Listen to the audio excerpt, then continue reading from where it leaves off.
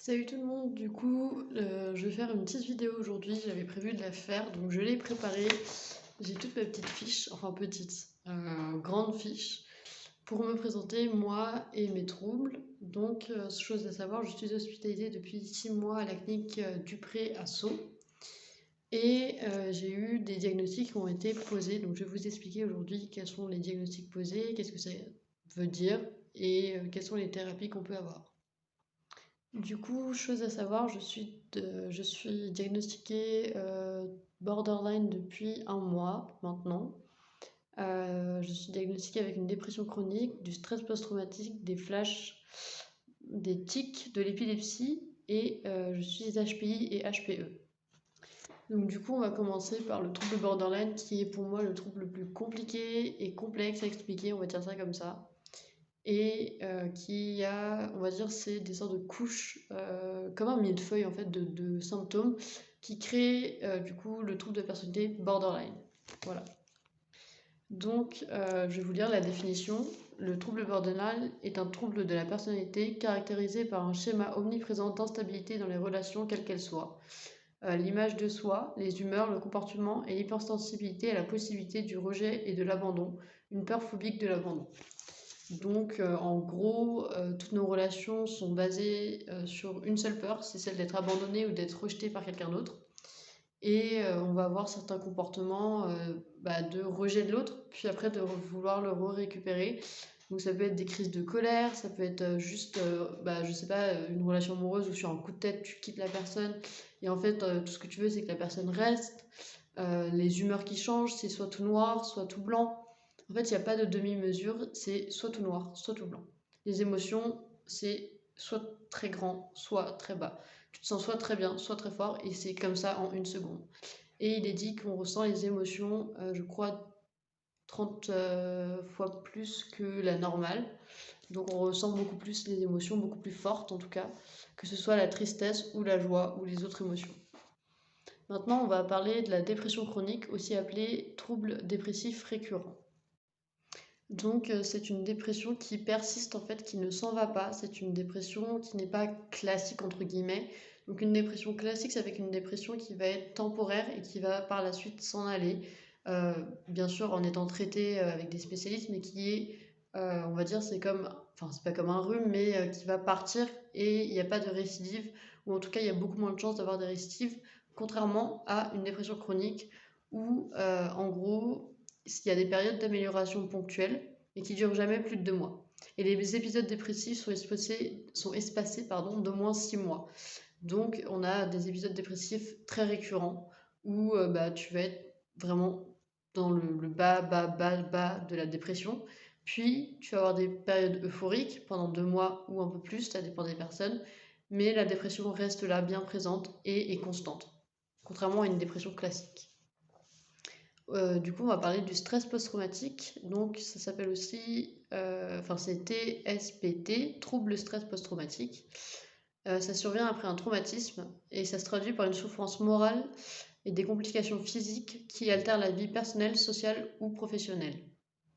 Dans tous ces points communs, en fait, toutes les personnes ont un point commun, c'est d'avoir vécu la situation comme un facteur de stress intense ou d'effroi face auquel en fait on s'est senti impuissant. Et c'est ça qui crée le traumatisme et qui crée le stress intense qu'on ressent et qu'on peut ressentir par exemple face à une situation qui ressemble similairement à ce qu'on a vécu au trauma et qui va revenir et du coup bam, stress post-traumatique et ça va revenir. Sauf qu'il y a une thérapie qui existe qui s'appelle l'EMDR pour traiter ce genre de symptômes, de diagnostic de stress post-traumatique. Je suis aussi atteinte de flashback traumatique. Donc les flashbacks sont des images mentales qui font revivre la situation traumatisante à la personne. Et la personne peut aussi revivre cette situation lorsqu'elle est exposée à une situation semblable à celle qui a causé le traumatisme. Exemple tout con, je sais pas, vous êtes allé au ski, vous vous êtes cassé une jambe, là vous retournez au ski 2 ans après, bim, votre genou va vous faire mal, ça va être une sorte de flashback où ton corps va te dire que tu as mal, ou alors tu vas revoir les scènes qui se sont passées devant tes yeux et tu ne pourras pas faire autre que revivre la chose. Voilà, un petit exemple tout simple. Du coup, il me reste l'éthique et l'épilepsie à vous expliquer. plus les HPI et HPE. Donc les tics, c'est des mouvements qui sont incontrôlés et involontaires de la personne ou des sons. Moi, j'ai les sons et les mouvements. Donc j'ai des sifflements, j'ai des mots qui sortent, donc c'est des petits booms, ça fait un boum. Et des mouvements, c'est des mouvements rapides, répétitifs, mais pas rythmiques. Donc ça veut dire que quand moi je me tape par exemple le torse, ça va pas être quelque chose de rythmique, ça va être juste genre un coup ou deux coups, et c'est tout. L'épilepsie, du coup, dont je suis atteint, qu'on a découvert il y a 3 semaines, un mois, c'est une épilepsie frontotemporale, donc sur ce côté-là du cerveau et ce côté-là, où il y a des orages électriques. Donc au niveau neurologique, c'est des orages électriques qui font que d'un coup ça monte. Et donc tu as des crises d'épilepsie où tu révulses ou alors tu as des tics très forts. Et ça peut, les deux peuvent être liés. Voilà. Il nous reste du coup HPI et HPE. Donc HPI, c'est haut potentiel intellectuel. Donc c'est quand on a un QI qui est légèrement ou plus supérieur à la moyenne. Sauf que tout le monde pourrait nous dire: oh, c'est trop bien, du coup, t'es hyper intelligent. Pas du tout, c'est pas du tout le cas, d'accord. On a une faculté et des facilités à l'apprentissage, mais ça nous crée aussi un décalage énorme avec les gens de notre âge. Et c'est pour ça que moi, étant HPI, je traîne avec des gens qui sont beaucoup plus âgés que moi, qui sont beaucoup plus, enfin, qui ont beaucoup plus d'expérience parce que j'ai un gros décalage avec les personnes de mon âge. Et HPE, c'est haut potentiel émotionnel. Donc c'est pareil, les émotions que tu ressens, l'empathie que tu peux avoir, le fait d'être envahi par ces émotions. Ça rejoint aussi mon trouble borderline, du coup, dans mes émotions, donc soit tout noir, soit tout blanc. Et je suis aussi atteinte d'anorexie mentale. Donc l'anorexie mentale, c'est un trouble qui... En fait, il y a l'anorexie, la boulimie, l'anorexie mentale. Je crois que j'en ai oublié, mais je ne connais plus les autres noms. Mais l'anorexie mentale, c'est le fait de vouloir maigrir, de vouloir être que rien, en fait, au final, être tout petit. C'est dans la tête, il ne faut pas... Enfin, les personnes anorexiques ne sont pas forcément très maigres. C'est pas parce qu'une personne a un corps dit normal qu'elle n'est pas anorexique. L'anorexie n'a rien à voir avec le poids de la personne, en tout cas dans l'anorexie mentale ou dans l'anorexie en général. Mais c'est très basé sur le mental, sur le fait de vouloir maigrir, perdre du poids.